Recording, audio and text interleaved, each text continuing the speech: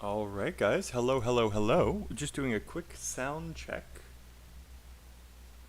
Um, Class is going to start right now. We're just doing a few very quick checks. And if you can hear me, please let me know.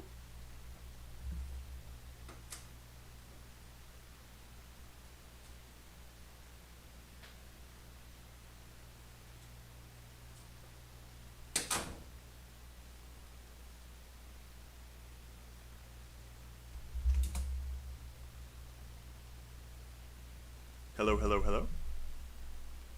Hello, Naz. Welcome. Hello, hello, hello. I am doing pretty well today, Naz. Thank you. It is Saturday, so it's nice. And hello, uh, Abhinav. Sorry, I'm very bad with names. Welcome. Thank you for joining us. Today we are going to be working on speaking, specifically on speaking vocabulary. So the point of today's class is to give you guys not only new words, but also teach you how to use them. Abhinav. Abhinav. Okay, thank you. That was very helpful. Okay, so today's class we will be looking at how you can use this vocabulary. So part of this class is going to be looking at words, and we do want it to be interactive. So I hope that you guys will be talking in chat and working with me here. I will also be pulling from you questions and giving you some high-level answers from them as well. But without further ado, let's get into this. Alright, first of all, remember that you can submit your own speaking. If you want to make a recording of your speaking, you can send it to us at corrections@theieltsgrind.com, and me and Phil will give you feedback for that. We'll tell you exactly when you're making vocab mistakes, when you're making grammar mistakes, talk about your fluency and your pronunciation, and how we can help you. Also, you can do this, of course, for your writing. All right. Also, please let me know if it's not very clear to read. Okay. So, first thing we will do is look at vocab that may help you on your exam. Second, we will make sentences that use it. Third, we will think of environmental questions for part 1 of the speaking tests, and then for part 2, and then for part 3.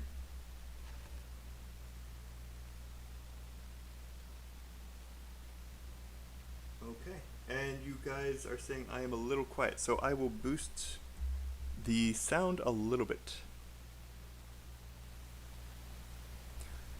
Okay, is that any better? Testing 1 2 3, testing 1 2 3. Okay, is that any better? Testing 1 2 3, testing 1 2 3.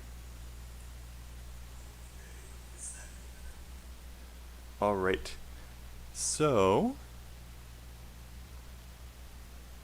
let's just jump right on into this. First of all, I want to talk about a common mistake that people have, people using English. They hear the word environment, but then they answer the wrong question. If you ever hear the environment, for example, what can we do to protect the environment? What do you do to help the environment? Are there many environmental problems? They're talking about the environment. That means the environment for the whole world. Think nature, clean water, that kind of stuff. There is also, we can also use environment to talk about an environment. So for example, describe your work environment. What do you like about your school's environment? This is not talking about nature and trees. This is talking about the area where you work. So describe your work environment. My work environment is pretty clean. There's not too much clutter on the desk, and because it's nice and quiet, I can focus and work. So most of the time during the exam, it's going to be about the environment. So this is one thing that I want you guys to try to remember. it will normally be the environment. So please keep that in mind when you're listening to the examiner. Next up, we have collocations. So collocations are words that naturally go together. One of the reasons why reading helps your vocabulary so much is because you're able to see correct collocations. Just to give you guys a very, very quick explanation, which sentence sounds better? I have a fast car, or I have a quick car? So, I have a fast car is correct. It sounds good. I have a quick car, even though the word has the same meaning, quick and fast are very similar. Quick car sounds weird because it doesn't collocate. It is not a good collocation. So learning collocations to go with the environment makes sure that you are getting the highest vocab score that you can. You want to use the right words together. So here are a few: protect the environment, pollute the environment, hurt the environment, and destroy the environment. Can you guys think of any other verbs that describe, that can go with the environment? I'm just going to give you guys 1 minute to think of any, and I will let you know if it is a good collocation or a bad collocation. So I'll take 1 minute to watch you in chat.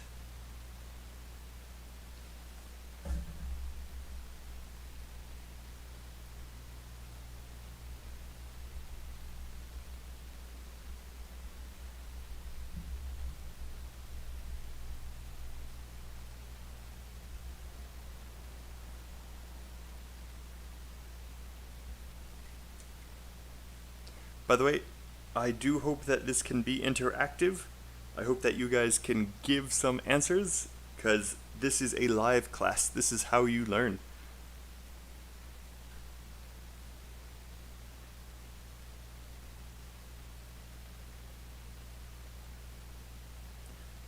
It might have been difficult because I took all of the easy ones. Okay. Next, if you guys have some, feel free to say. I can always go back. But also, environmental is the adjective, and it can go with certain nouns. So for example, environmental protection, environmental pollution, and environmental damage. Now, the reason why we're saying environmental damage instead of environmental destruction is that this one sounds a little bit better. We also don't say environmental hurt. So this is just to show you guys how sometimes collocations with words that work as verbs do not work as nouns. If you guys can think of any more collocations with the environment, just let me know and we will loop back.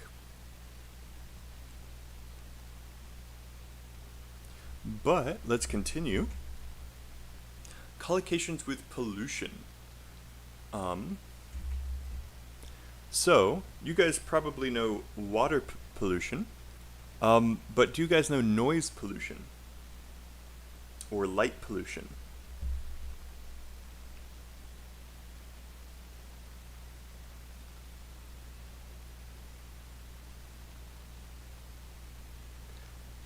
Alright, so noise pollution is, for example, traffic. Now, noise pollution is a real thing. It can affect both people and animals. So for example, if you live in the city, you may have to deal with a lot of noise pollution. And how about we write that down? I'm exposed to a lot of noise pollution, or I have to deal with a lot of noise pollution, or the noise pollution is quite bad in my neighborhood. You can hear cars driving by every night as you try to fall asleep. Alright, these are just a few sentences that have good collocations: exposed to noise pollution, have to deal with a lot of noise pollution, And then this is a pretty good answer with a nice extra detail there. This is kind of what we're going to be doing is I'm going to be giving you guys the sentences that you guys can use to describe these situations. We can say the exact same thing with light pollution. So noise pollution is sounds that can disrupt the environment. Oh man, that is another great collocation. How about we add that? Disrupt the environment. Okay. And like I said, it's a real thing. It can affect both animals and people.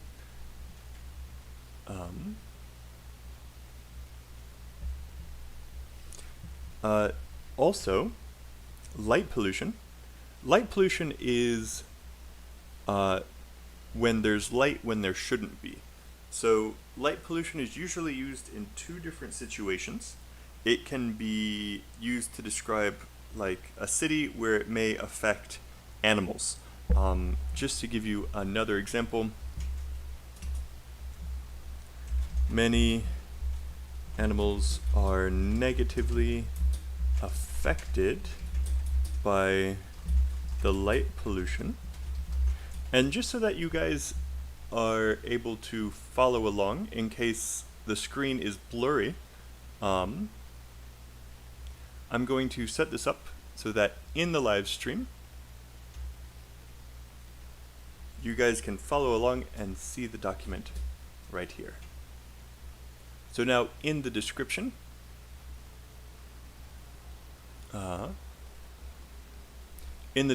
of the video, and please like to help us out.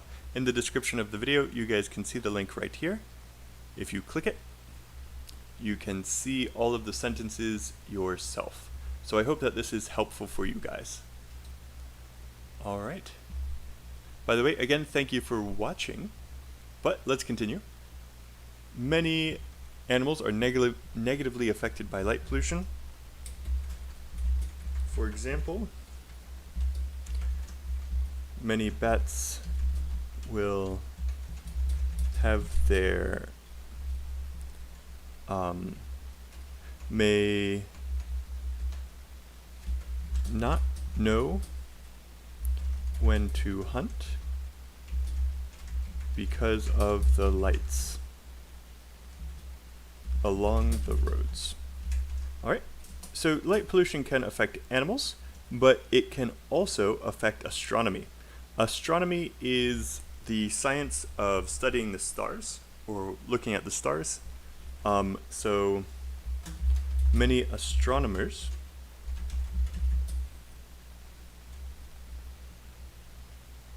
complain about the light pollution, as it makes it impossible to study the stars, or it is hard to see the stars at night near cities because of all the light pollution. Alright, these are just giving you some high-level sentences that you guys can use. Just make sure when you're learning it that you learn all the little words. A lot of students make mistakes when they are learning or studying for the exam, where when they try to learn a sentence, they don't learn it exactly as it should be said. What I'm highlighting here is all the little words that many students forget to say. So let's do a little bit of pronunciation practice right here. I hope that you're alone, or people may think that you're a little crazy. We're going to say this sentence at full speed, so listen and say with me to make sure that you've got it correct. Yes. It's hard to see the stars at night. It's hard to see the stars at night near cities because of all the light pollution. It's hard to see the stars at night near cities because of all the light pollution. Alright, I hope you guys listen and say with me to make sure you practice saying these little words correctly. We do not say, "It is hard to see the stars at night." That is wrong. That is not how we speak in English. English is a time-stressed language, and so the words that are not highlighted are very small. Just to make it a little bit clearer, I'm going to make the stressed words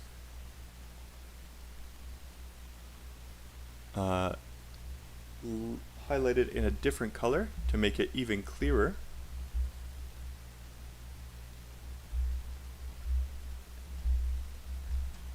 And I'm also going to make them bigger.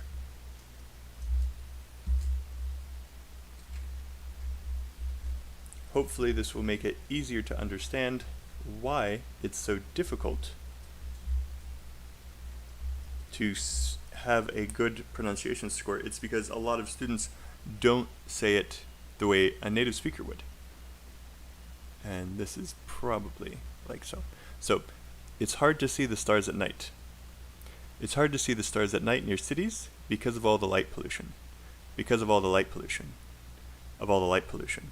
So light pollution was a little bit longer and louder because it is stressed. All right. So I hope you guys see that we have some great collocations here. Complain about, and then pollution, and then negatively affected by pollution, and this is a little bit of an easier sentence frame, lower level, but it's still good because it's accurate, it's correct. And then of course, in my next sentence, I explained what I meant by that. This is how you're going to want to structure your answers. The noise pollution is quite bad in my neighborhood. You can hear cars driving by every night as you try to fall asleep. This is an example of what I was saying. A lot of students only say this. They stop here. And that leads to some problems because you need to expand your answer if you can. All right. So, great job so far. Again, if you guys have any questions or if you want to give us your own sentences, I'm giving you a lot of sentences myself. If you want to give your own sentences in chat, I will be more than happy to let you know if it is good or bad or how you can fix it. Okay. So you can do that at any time. Let's continue though.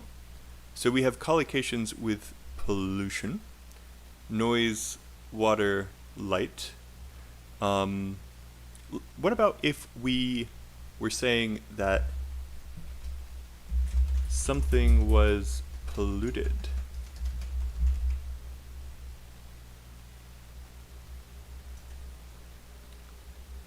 So,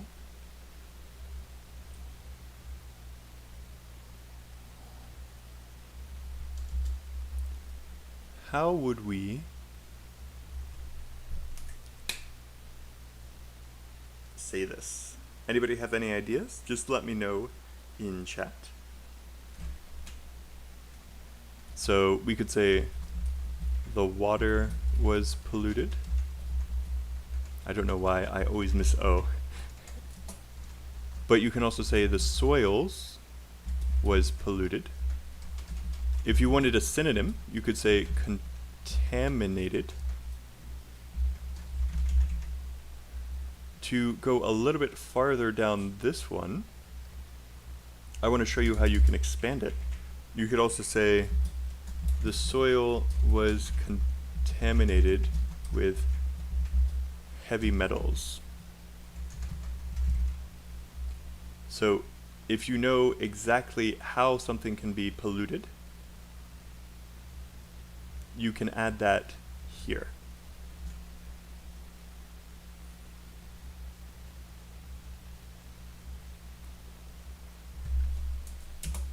Also, the water was polluted with the runoff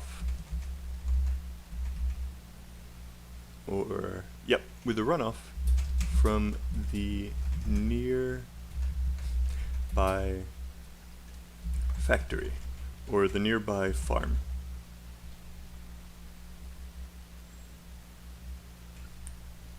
All right, can you guys think of any other sentences that describe how something was polluted?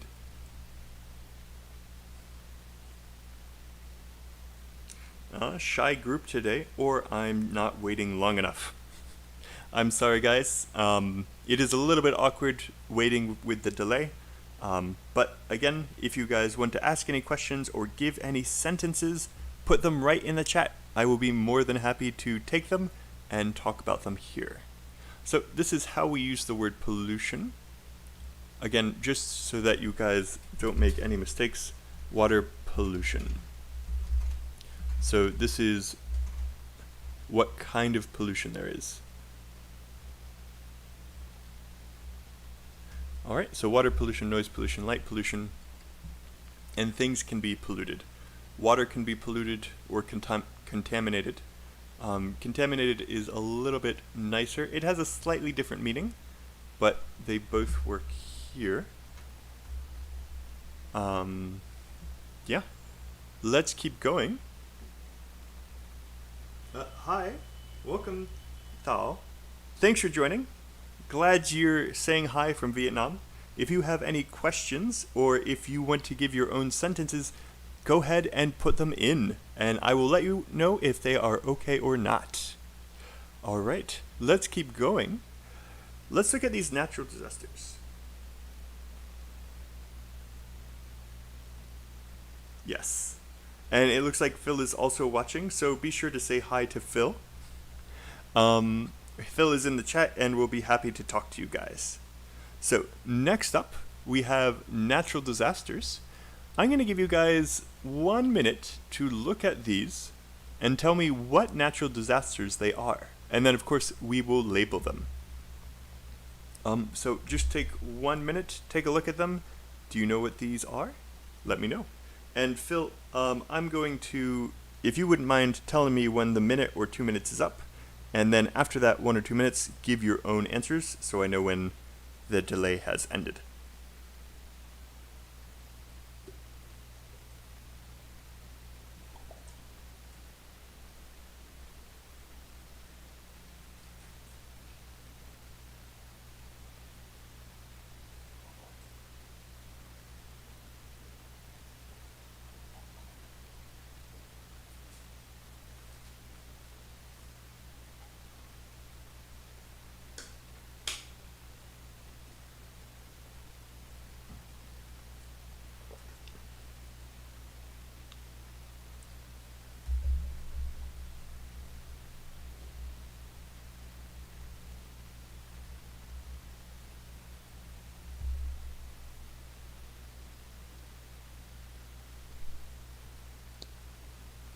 So again, guys, just let me know in the chat what these are. All right, it looks like Phil beat all of you guys to it. Nice. So A, this first one, is in fact flooding. It is a flood. Can you guys guess number 2, 3, 4, 5, 6 before Phil does? So Phil, wait another 20 seconds and then say number 2.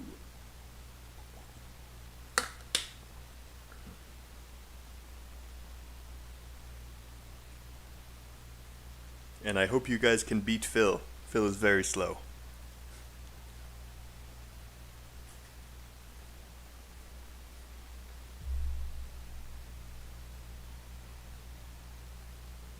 Naz? Abhinav? Tao? Can you guys guess?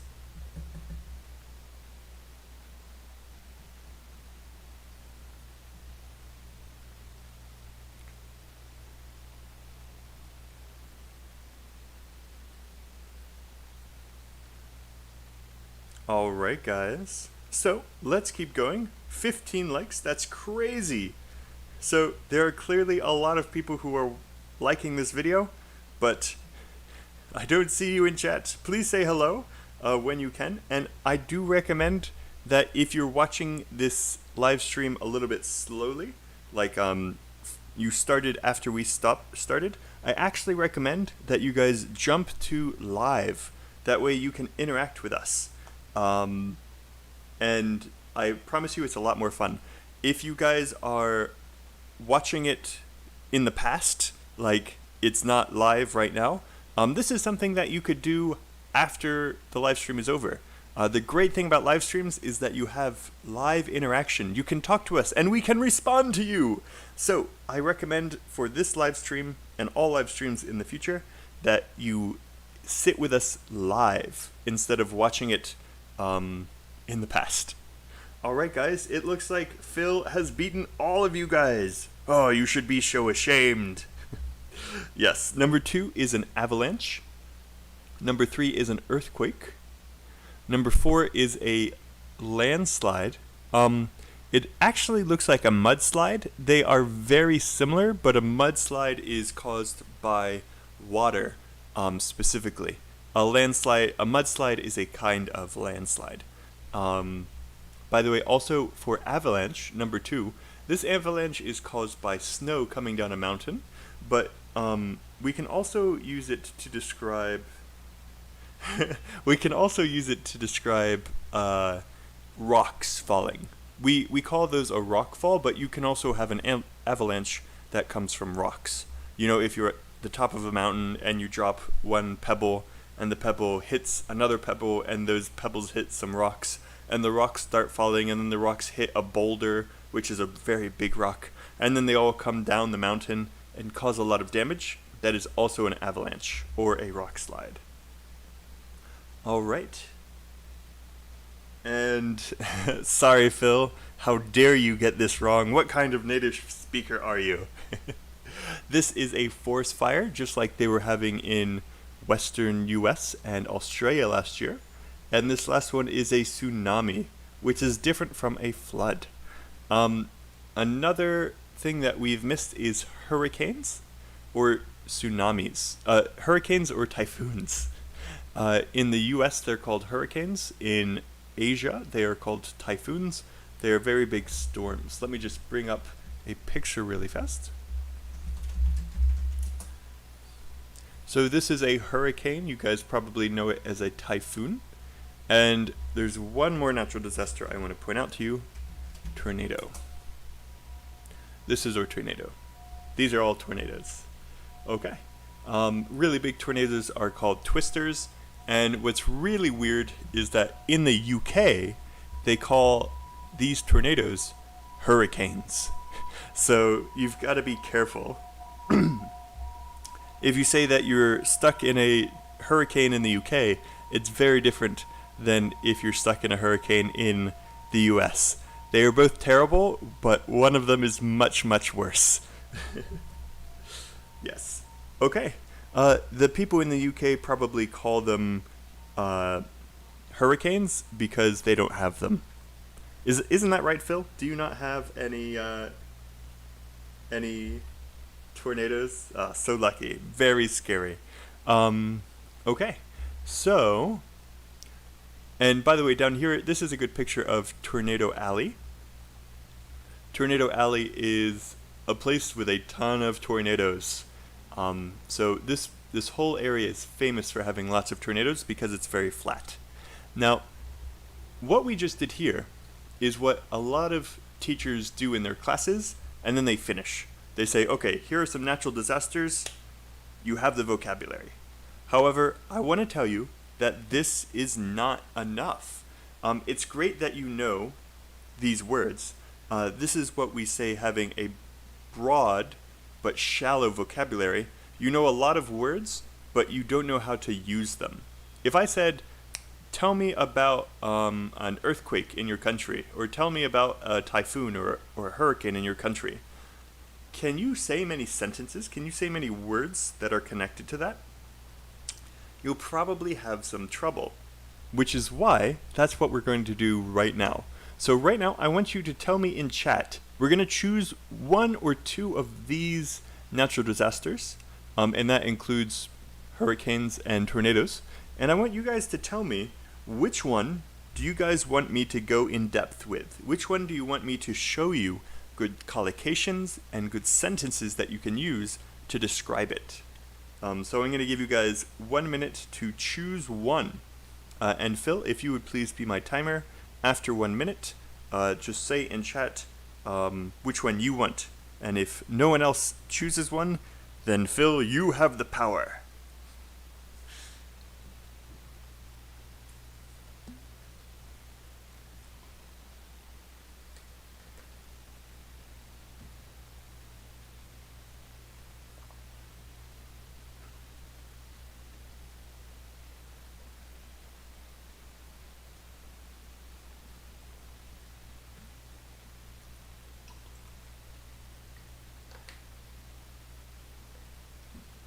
So again, just choose one. Tao, thank you for saying storm. So the hurricane. And I'll give one more, like another 20-30 seconds to see if anyone else has any others that they would like to go over. Thank you for being brave, Taodong. And I'm sorry if I mispronounced your name. I'm very bad with names.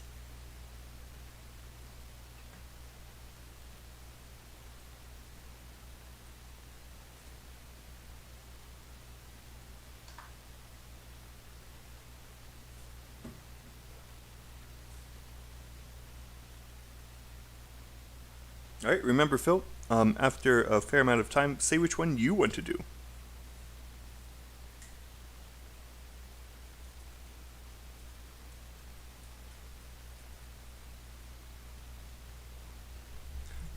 Okay, so let's get it set up while the rest of people are putting in their votes. And we are going to start with hurricanes or typhoons, which are actually huge storms.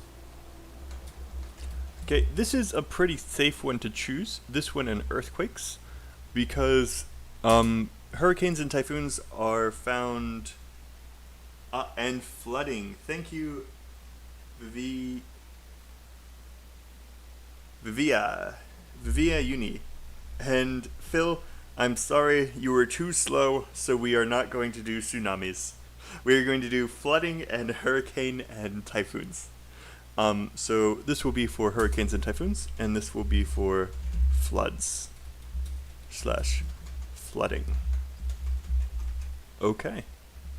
So, hurricanes and typhoons are a really good choice because they are found just about everywhere. Would you call a monsoon a hurricane? Like, is it the same kind of thing, Phil, or is it different? Do you know off the top of your head? Well, how about you let me know in chat after you do some research. Phil, I'm giving you some work to do. And let me zoom in to make sure that it's very clear for everyone. Again, I apologize if you are watching on a mobile device. And Jalen. Yes. Awesome. Welcome from Taiwan. Thanks for joining. We are talking about natural disasters, a very happy topic right now. Also, I'm from Taiwan. I'm living in Taiwan right now. Haha, welcome. Yes. I hope that you are staying safe. Okay. So, let's think first of collocations. Do you guys know any collocations with hurricanes or typhoons? There's, of course, the really low-level basic one. We could say a huge hurricane, or you could say a huge typhoon. But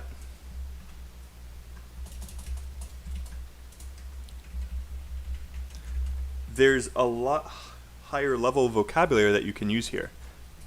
A Category 4 hurricane or a Category 5 hurricane. This is describing the size and the strength of the storm. Category 5 is the biggest, 4 is slightly weaker, but it can still do a lot of damage. If we're describing the hurricane, we can say the eye of the hurricane, and we can actually see that in a picture.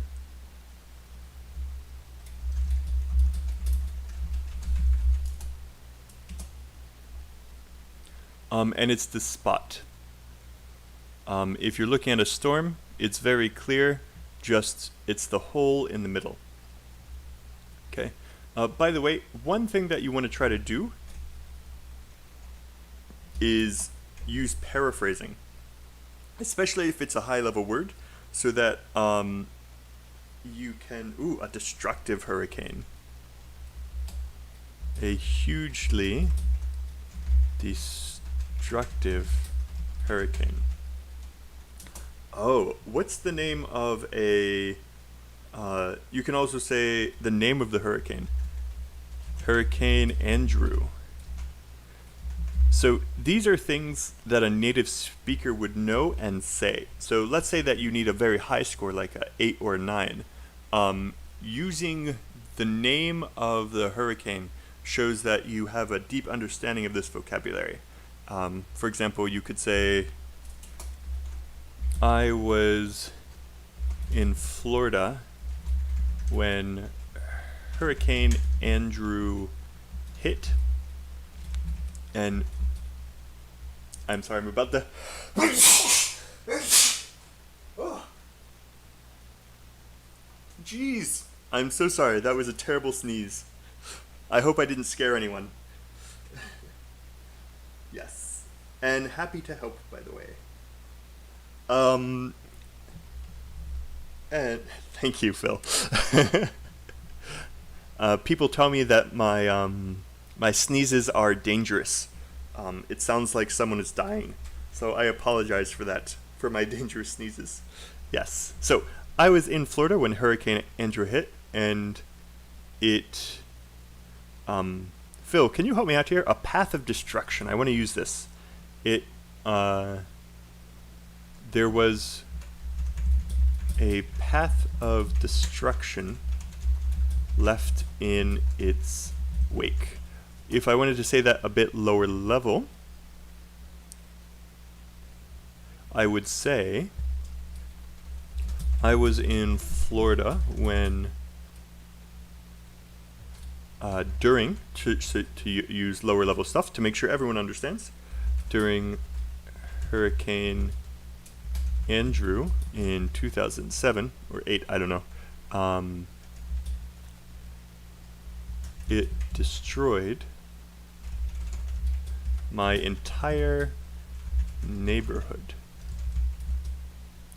And if you wanted to use a higher level word for destroyed, you could say the word flattened. My entire neighborhood. Flattened means that made flat. So a building is usually standing up, and then it's knocked over. It's flattened. All right. So these are some nice sentences using high-level collocations. Hurricane can hit a location. Okay. I was in Florida when Hurricane Andrew hit my hometown. I was in during a hurricane is another one. Again, learning the right collocations is really important for a high vocabulary score. A violent hurricane, yes, that's true. Raise to the ground, raise something to the ground. The hurricane raised my house to the ground. I feel like raise to the ground is more often used with fire. Or like armies, like the army raised the town to the ground. Okay. Next up. Yes, war is good for raising to the ground. Yes. So we have some really good collocations here that you can use to get that higher score. This is describing the strength of the hurricane. I wanted to show you guys how to use paraphrasing. So paraphrasing will also raise your vocab score. Paraphrasing is when you say the meaning of a word. Now, this shows the examiner that you really understand the word.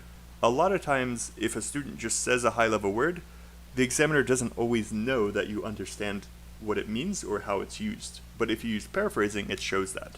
Secondly, paraphrasing is really important because it is how you can get a 6. So let's say that your vocab is about a 5 level.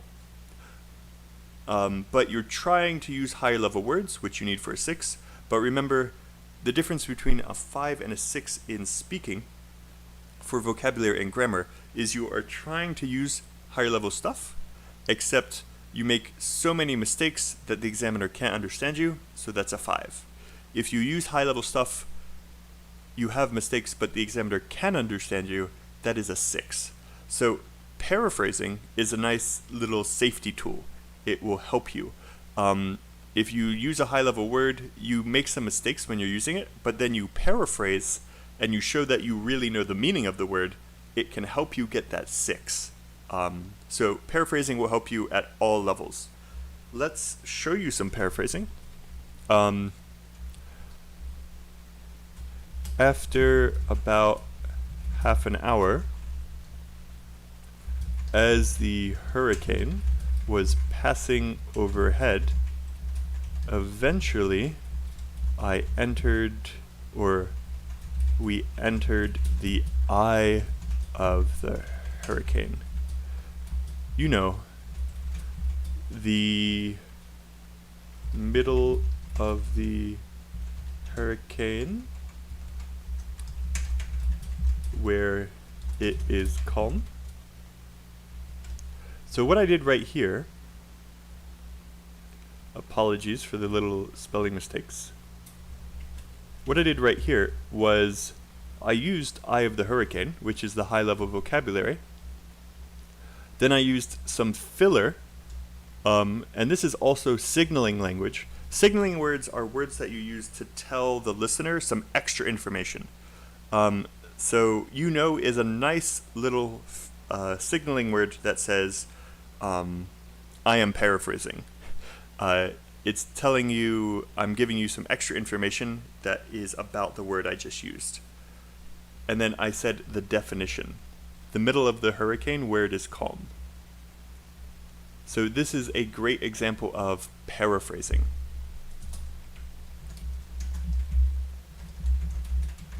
Again, if you guys want, you guys can see all of this on your own. For example, if you are on a mobile device and your screen is a little bit blurry, or if I'm going a little bit too fast and you want to see the examples or see other examples, I have already shared this.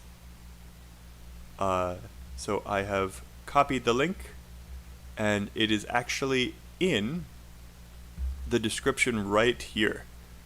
So if you just click more information. So if you are at our live stream right now, hello everybody. This is you guys. Welcome.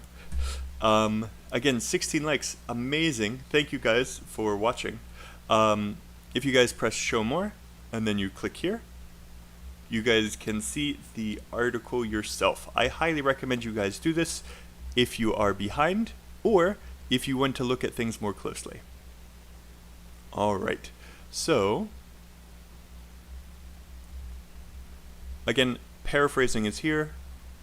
If you guys want to try your own paraphrasing, if you guys want to make your own sentence describing a hurricane and use some paraphrasing to describe a part of it, go ahead. By the way, we can add some information here. We can add another sentence to add some more details. So Andrew hit and there was a path of destruction in its wake. It destroyed my entire neighborhood. Luckily, me and my family were hiding in the basement, so we were safe.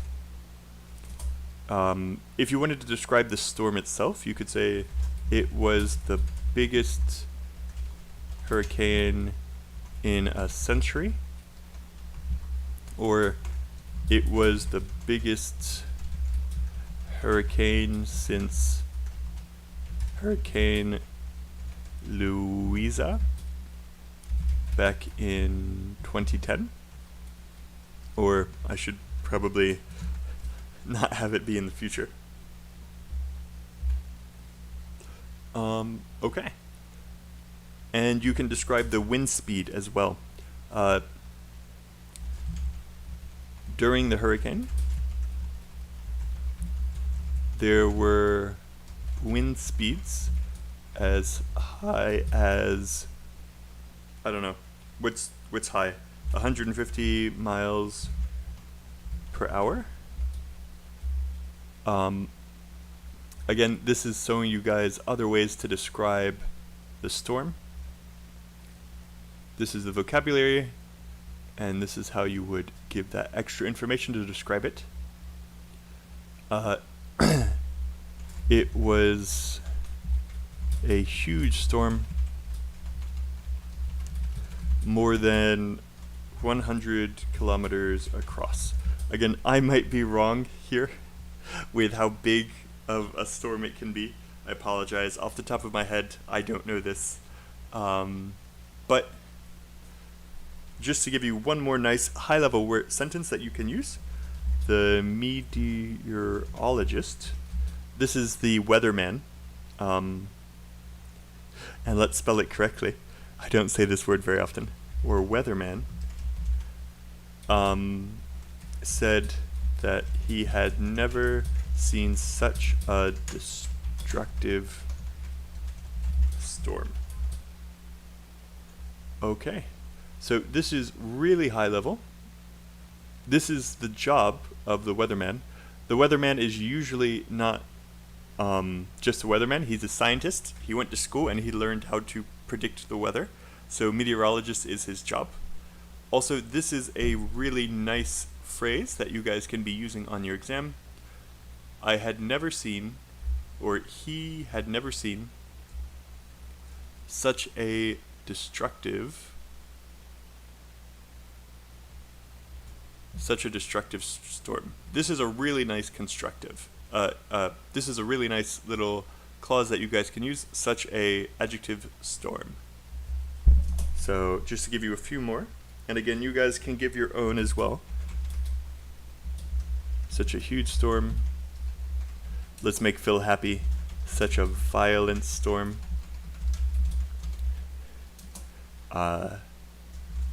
Such a destructive storm. We did that one. What's another one that we guys can, what's another adjective that can often be used to describe a storm?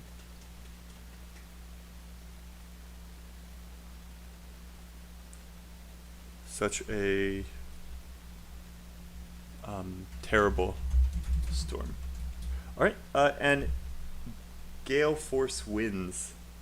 You know what, Phil? You have stumped me. You have beaten me, Phil. How dare you? I do not know how to use gale force winds in a sentence.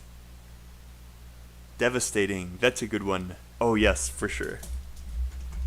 Such a devastating storm. So this is what we mean by a sentence frame. This probably is not a sentence, especially if you were a 5 or a 6, that you normally say. Normally you would try to say this with lower level vocabulary and lower level grammar. Because of that, you can still trick the examiner if you memorize this sentence. Now again, me and Phil want to be very clear, especially if you are a new person. Do not memorize answers. Do not go look for answers on the internet and try to memorize them. If you do that, the examiner will ignore what you say. If the examiner thinks that you've memorized something, they ignore what you say. However, you can memorize sentences that you can change for your own situations. So the meteorologist said that he had never seen such a destructive storm. If we take this sentence, we can change it.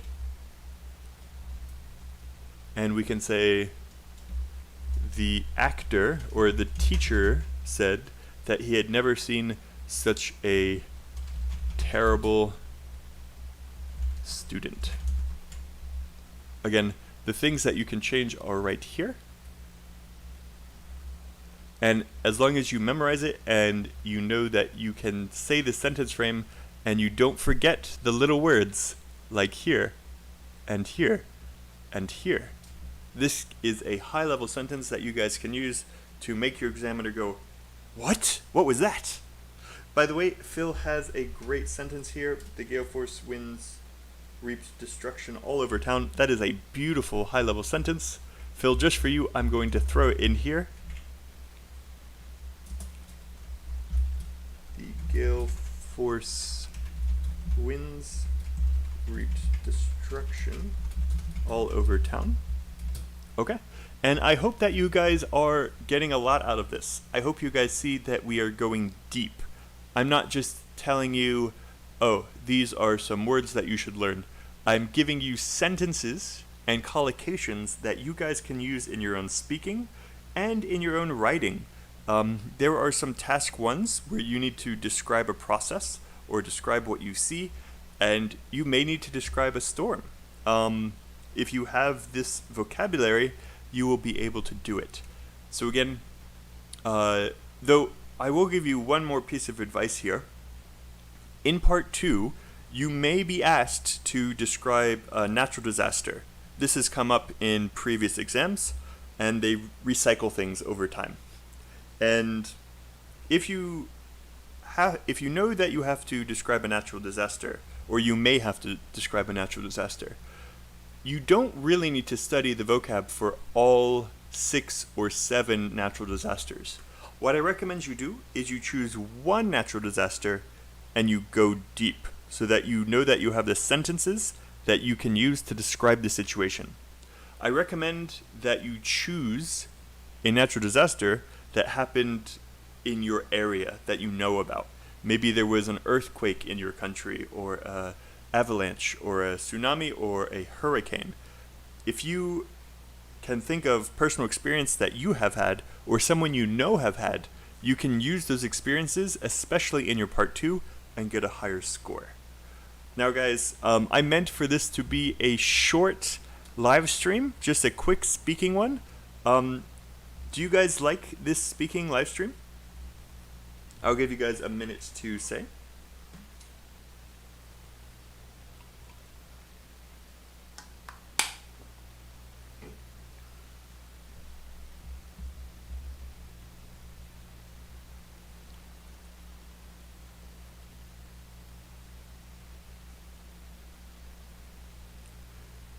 Phil, tell me when about a minute is up, and tell me, Phil, if you like the speaking live stream.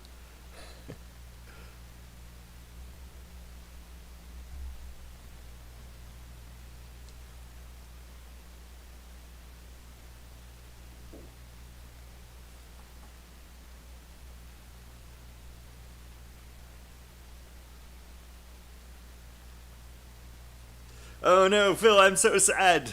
Straight to my heart.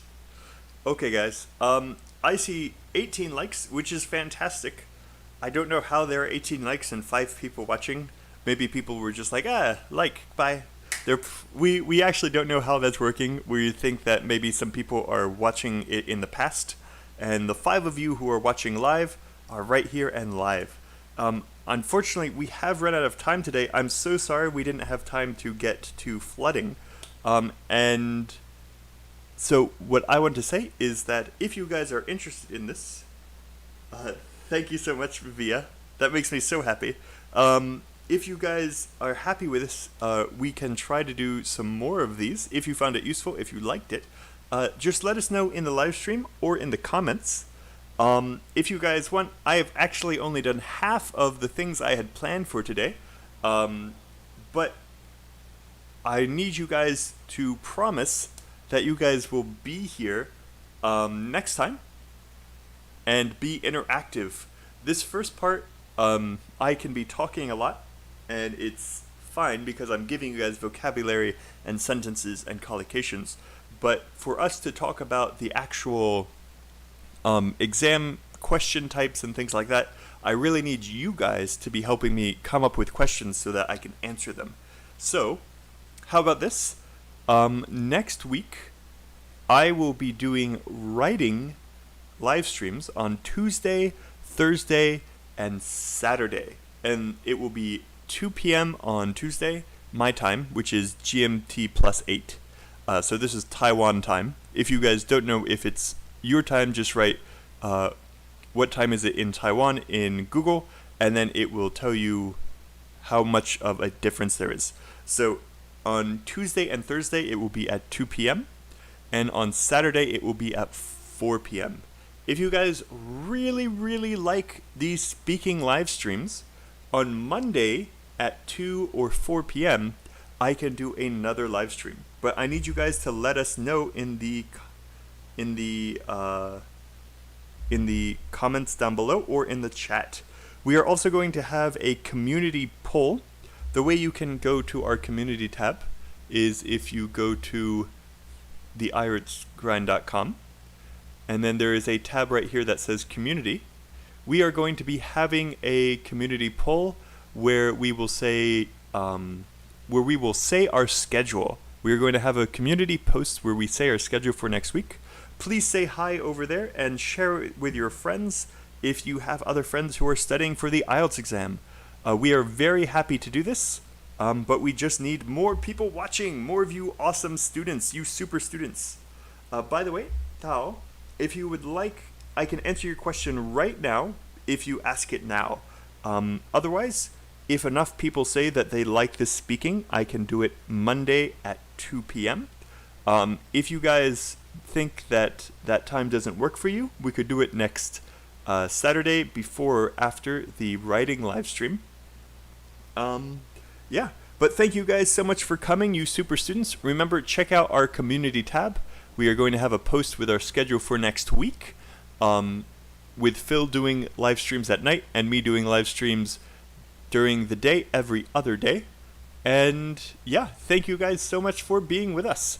Remember, if you have your own speakings or your own writings and you want us to mark them for you completely for free, send them to corrections@theieltsgrind.com. Okay. Thank you guys so much for coming, and I look forward to seeing you guys maybe on Monday. Remember, I will do it on Monday if you say you want more speaking. And then Tuesday, Thursday, and Saturday next week for writing. Okay, bye guys.